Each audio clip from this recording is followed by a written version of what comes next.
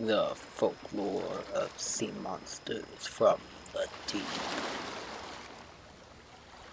Throughout folklore, there are a multitude of stories from different cultures across the world that feature monstrous beasts.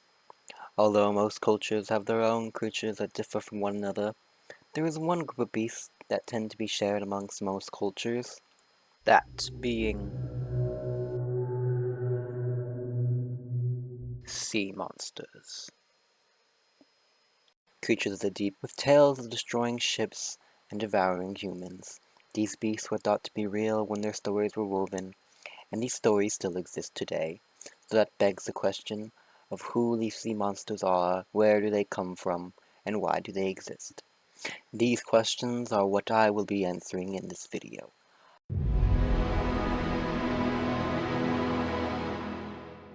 There are a number of sea monsters in folklore, but by far the biggest two are the Kraken and the Great Sea Serpent.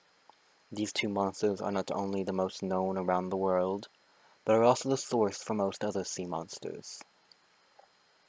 Let us first take a look at the Kraken.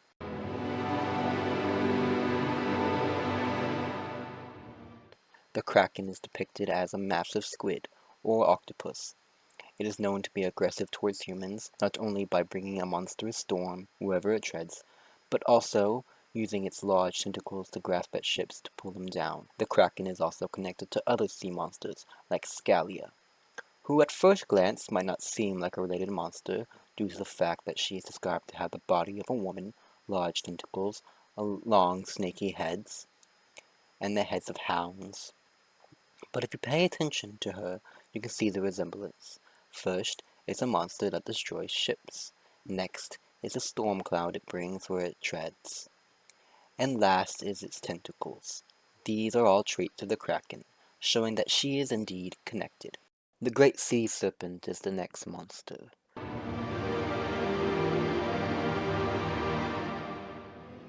Described as a massive serpent-like creature mostly depicted without any abilities, but it is sometimes shown to be able to manipulate water. The Great Sea Serpent is known to be aggressive towards humans, attacking them and devouring them. In some iterations of the Great Sea Serpent, it is described to be more like a plesiosaur, which is an extinct class of water reptile. One monster that is connected to the Great Sea Serpent is the Loch Ness Monster, which is an aquatic monster rumored to be hidden in the depths of Loch Ness. It is described to be a plesiosaur-like monster, which is why I'm classifying it under the Great Sea Serpent. Other monsters that are connected to the Great Sea Serpent include Chibitis, which is a monster in some iterations that resembles a serpent, which sucks in water and spits it back out, although it is also described to be just the personification of a water vortex. Another connected sea monster is Ogopogo, which was once a man who got turned into a sea serpent after killing an innocent wise man, and now brings storms and tsunamis to the local village. Now that we have taken a look at the monsters we will be discussing today, it's time to move on to where these monsters actually come from.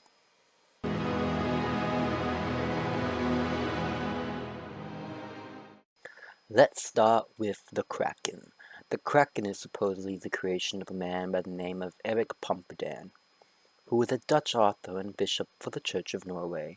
But there are a number of people who have made similar monsters before Erik, and some who have never seen Erik's work, who also made the same monster.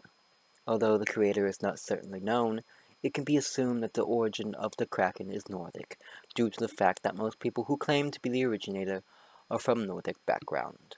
On the other hand, there's Scalia, whose origin is known to be from the Odyssey, a book written by Greek poet Homer.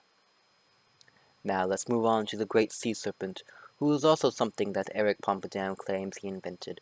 But unlike the Kraken, the Great Sea Serpent has many more traceable origins that can help us understand where it comes from. First, there's the Bangladesh River incident, which is about a Roman soldier who fought with a reptile of great size that was eating the other soldiers. Then there's the Native American tribes, which believed in multiple sea serpent-like monsters, like the previously mentioned Ogopogo. But there is also the horned snake, which can be seen throughout Native American rock art. There's also the Leviathan, which has biblical roots where it's mentioned in the book of Job. There's also Chibitis, which is another monster that originates from Homer's The Odyssey.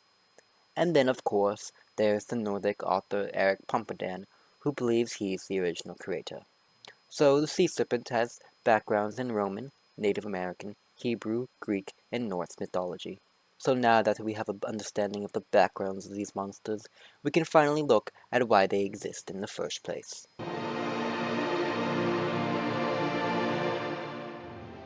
While we don't know exactly why these monsters exist, we can make quite a few theories. The first is that people made them up or exaggerated them to make their stories sound better. The Bangladesh River incident is a perfect example of this theory. After encountering a larger than normal snake, the Roman soldiers wanted to feel more like heroes. They lied about the proportions of the reptile to make it seem like they were able to stop a bigger threat than it actually was. Another theory is that the monsters were a way for people to understand the world better. For example, Scalia and Chibitis can both be explanations for natural occurring disasters.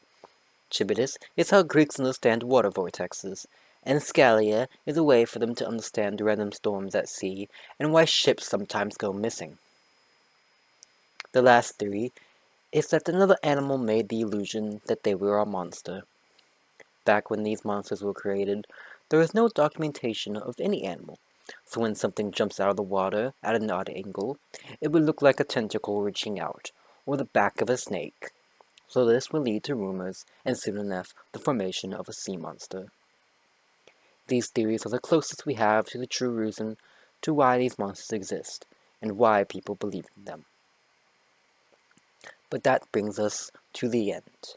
Now that we have finished our journey throughout the deep, it is time to resurface with a new understanding of who these monsters are, where they come from, and why they exist.